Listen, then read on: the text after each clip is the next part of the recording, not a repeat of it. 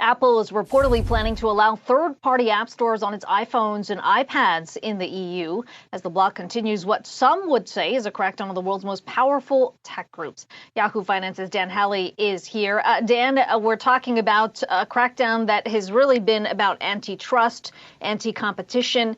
To what extent is this kind of move likely to assuage some of those concerns? It could be really kind of a salve for this ongoing problem that Apple is facing, not just here in the U.S., but abroad. In the EU in particular, they introduced a law called the Digital Markets Act, and it goes into effect in 2024, or companies have to comply by 2024. And when it comes to Apple in particular, they may have to start allowing for third-party app stores, allowing them to be installed on iPhone and other iOS devices, so your iPhone, your iPad, things along those lines. That's a huge shift from what we have right now, where you can only install apps via the App Store. Apple has been adamant about that being a key reason why its devices are so secure.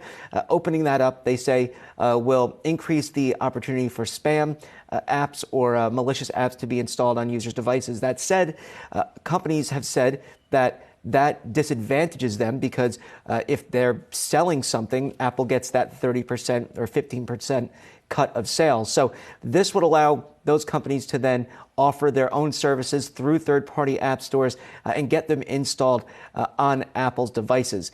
How that impacts Apple's bottom line, though, that's kind of still up in the air. In 2021, for instance, Apple saw $20.7 billion in services revenue of its $365.8 billion in total revenue.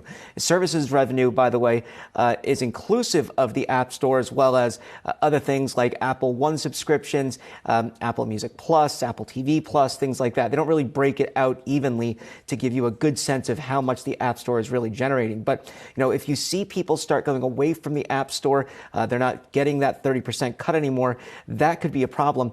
Oh, and by the way, Apple's boosting its advertising business, and part of that is ads you see on the App Store. So if fewer eyeballs are on the App Store, that means potentially less ad revenue going forward.